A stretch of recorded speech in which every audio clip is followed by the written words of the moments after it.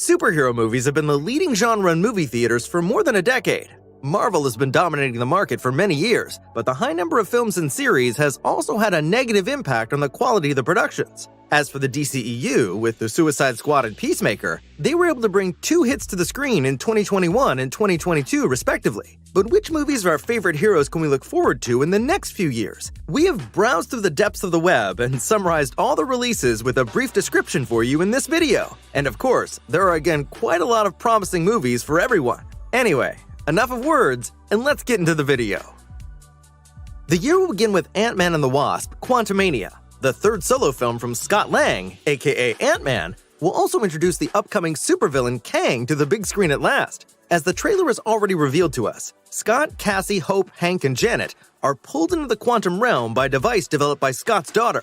There they discover a universe never seen before. As we can observe, not only are there little animals of all kinds, but also entire civilizations. Moreover, Janet, who has spent years in the quantum realm, appears to keep a dark secret, which she has withheld from her family all this time. In order to escape from the mysterious dimension, they seem to be dependent on the help of a very special person, that of Kang. The latter seems to know Scott, or rather Ant-Man, already, or at least that's how it looks from the first footage we've seen of the film. As with the first 2 parts of Ant-Man, Peyton Reed will direct the sequel, so we can assume that the movie will not be lacking in humor. The Phase 5 film of the MCU will be released on February 17th.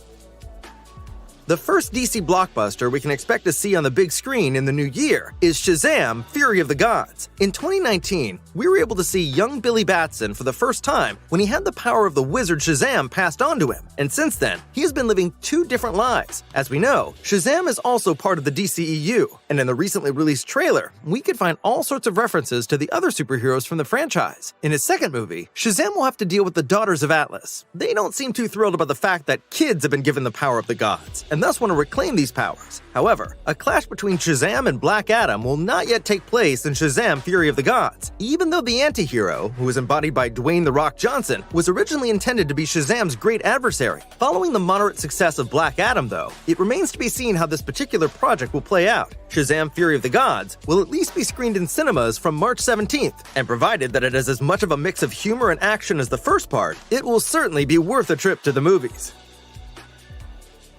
It's James Gunn's big departure from the MCU before he completely moves on to the competing franchise, the DCEU, and it is arguably the most emotional farewell to what is probably the most chaotic bunch of superheroes the universe has ever seen. Of course, we're talking about the Guardians of the Galaxy in their third and final standalone film, Guardians of the Galaxy Volume 3. As we've already pointed out in 2 videos we've made about the movie, it looks like it's going to be a very touching one. Gunn himself has hinted in some interviews that not all of the Guardians will make it out alive, and especially the story of Rocket, which we already got a glimpse of in the first trailer, should become very tragic. The Guardians will have to deal with 2 powerful opponents in Volume 3.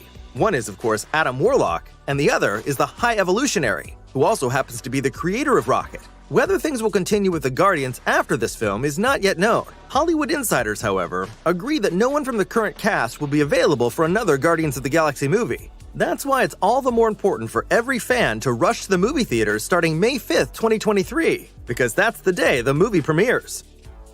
Spider-Man: Into the Spider-Verse was probably the most successful superhero movie made by Sony in 2018. Not only was it very well received by critics and fans, it was also showered with countless awards, including an Oscar for Best Animated Film. While Miles Morales had to bid farewell to his Spider-Man friends at the end of the first part, in this new installment, he is pulled into the Spider-Verse and must come to the rescue of his friends in various dimensions. At the same time, not every version of Spider-Man looks to be a friend, as we saw in the latest trailer. Besides, we think every fan is dying to see what will happen next with him and Spider-Gwen, as the two have already gotten a little closer in the first part. The movie will be released on June 2nd and is a must-see for anyone who has watched more than enough of the MCU and DCEU. She is considered the Superman paradox in the MCU, and is nevertheless more than popular among fans, yet we've only been able to see her in 2 films. However, that will change in 2023. The talk is, of course, of Carol Danvers, aka Captain Marvel. She returns to cinemas in her second standalone film, Captain Marvel 2: The Marvels. Well, she won't be all alone, for she'll be assisted by Ms. Marvel and Monica Rambeau. Ms. Marvel, whose real name is Kamala Khan, made her first appearance in the MCU with her series of the same name in the summer of 2022. And as for Monica, we already know her from WandaVision. Both of them got superpowers, and in the post-credit scene of Ms. Marvel, we can already see Carol as well. Who exactly will be the bad guy in the movie is not yet known, but we think it won't be too long before we get to see the first images or even a trailer for the movie. It is scheduled for release in the second half of the year, starting July 28th, assuming nothing changes before then.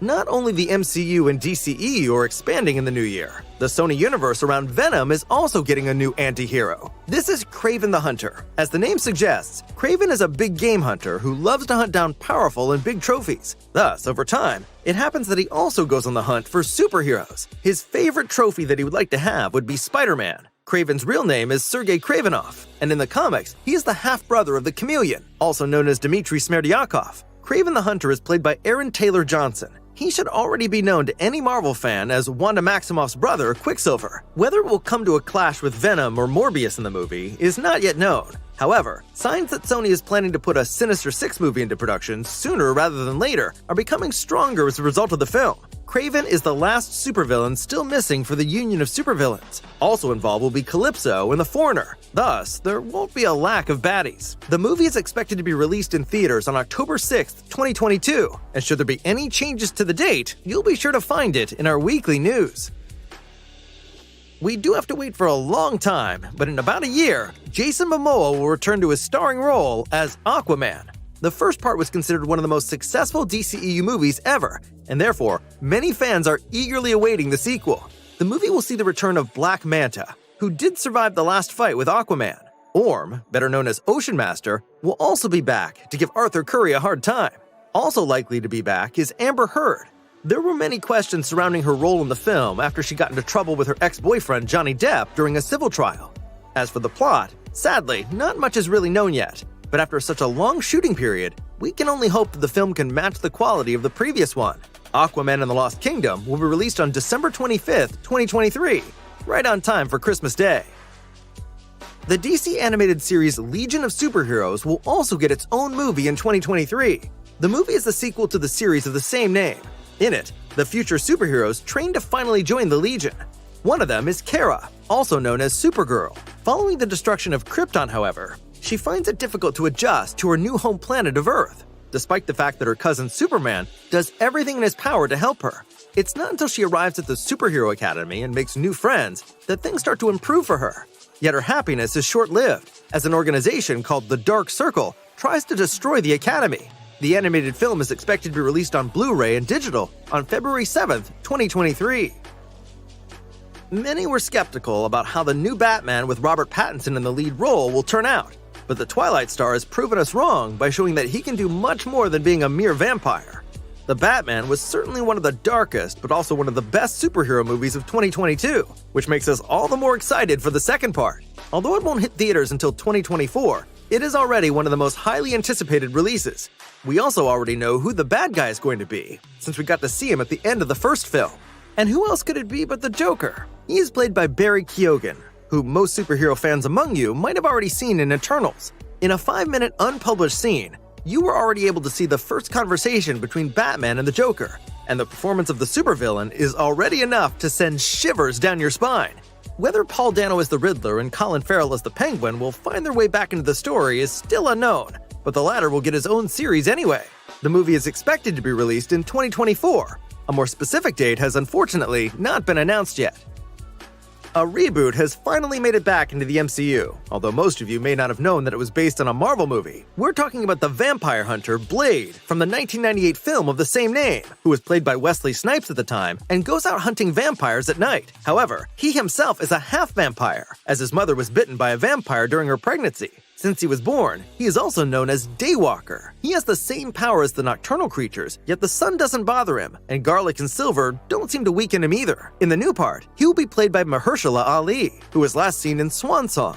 Kit Harington is also likely to make his second appearance in the MCU. He was introduced to the MCU in Eternals, and will finally take on the role of the Black Knight. How the vampire hunter will fit into the MCU remains to be seen, as his first movies were mainly